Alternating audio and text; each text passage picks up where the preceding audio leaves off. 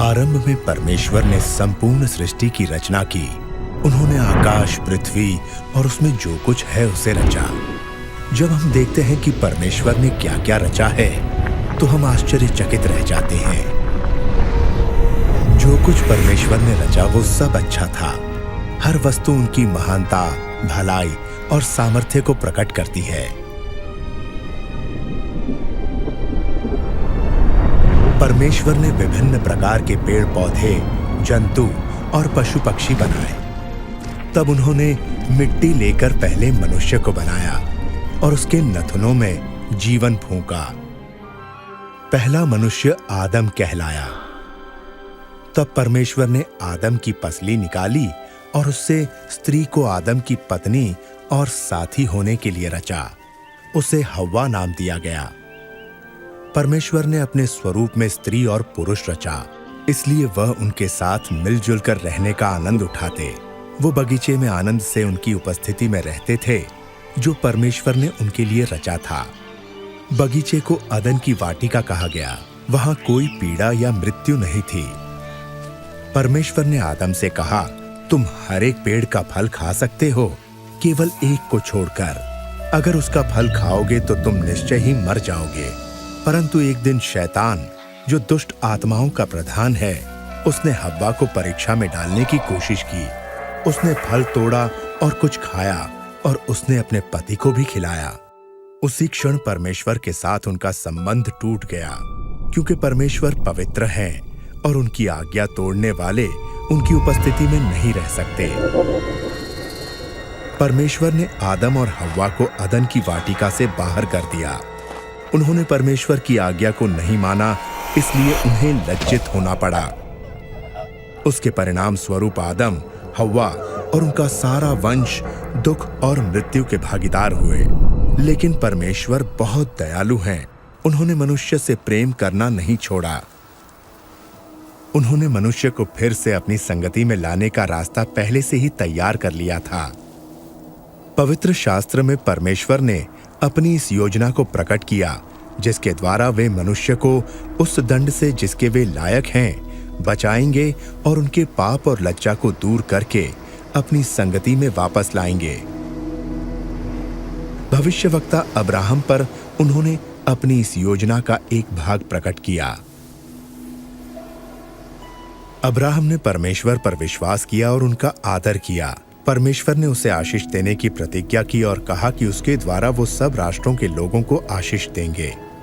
परमेश्वर ने उससे प्रतिज्ञा की कि वे उसके वंश को सागर तट की रेत के कणों और आकाश के तारों के समान कर देंगे। अब्राहम ने परमेश्वर पर विश्वास किया और परमेश्वर ने उसके इस विश्वास के कारण उसे धर्मी ठहराया और लोगों ने उसे परमेश्वर का मित्र माना।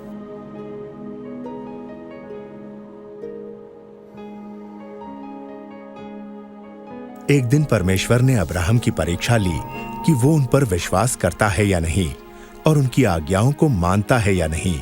परमेश्वर ने उससे अपने बेटे की बलि देने को कहा। अब्राहम जानता था कि इस एक पुत्र के द्वारा परमेश्वर ने वादा किया है कि वो उसे बहुत बड़ा वंश देंगे। फिर भी उसने परमेश्वर पर विश्वास किया और उनकी आज्ञा मानी, इसलिए अपने बेटे को परमेश्वर के लिए बलि चढ़ाने की तैयारी कर ली।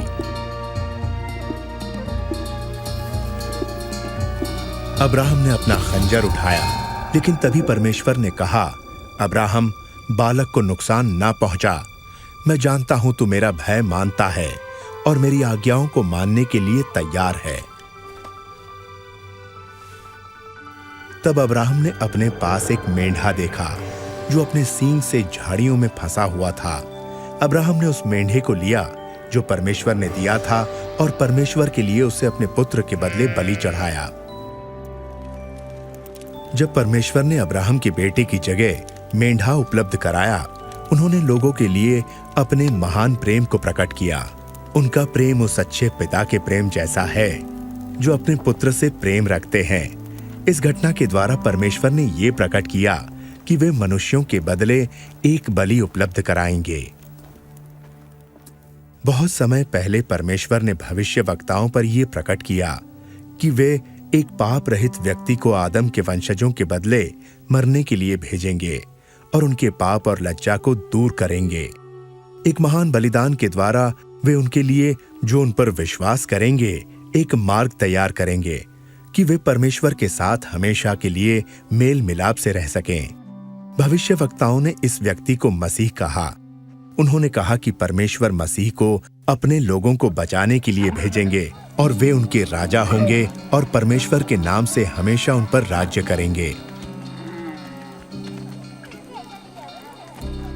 उनके आने से कई 100 साल पहले भविष्यवक्ताओं ने बताया कि मसीह क्या क्या करेंगे और उनके साथ क्या होगा। भविष्यवक्ता दाऊद ने कहा कि परमेश्वर मसीह के बारे में ये घोषणा करेंगे कि तू मेरा पुत्र है। यशायाह भविष्यवक्ता ने कहा कि एक कुंवारी गर्भवती होंगी और एक पुत्र उत्पन्न होंगे। उनका वो पुत्र परमेश्वर का अनंत वचन होगा, जिसे परमेश्वर ने कुंवारी के गर्भ से मनुष्य के रूप में संसार के सम्मुख प्रकट करने के लिए भेजा।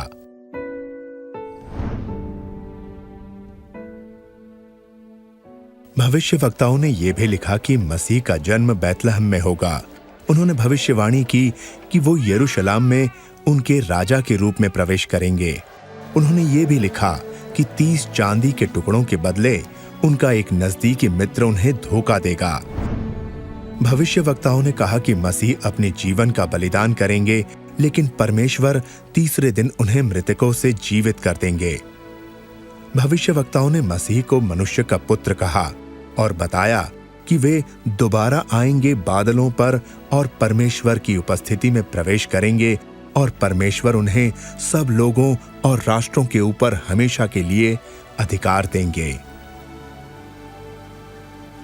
2000 वर्ष पहले एक ऐसे ही व्यक्ति इस संसार में रहते थे जिनका नाम यीशु था। क्या यीशु का जीवन उन सब बातों को जो भविष्यवक्ताओं ने मसीह के बारे में कहीं पूरा करता है? ये फिल्म ये बताती है कि यीशु कौन है और उन्होंने क्या कहा और क्या किया, जैसा धर्मशास्त्र में लिखा है। इस फिल्म में कलाकार ने यीशु का पात्र निभाया है। वैसे तो कोई भी इस कार्य के योग्य नहीं, लेकिन इस फिल्म को इसलिए बनाया गया कि लोग यीशु के बारे में और उनके जीवन के बारे में जान सकें और उस आशीष को जिसकी प्रतिज्ञा परमेश्वर ने की है प्राप्त कर सकें।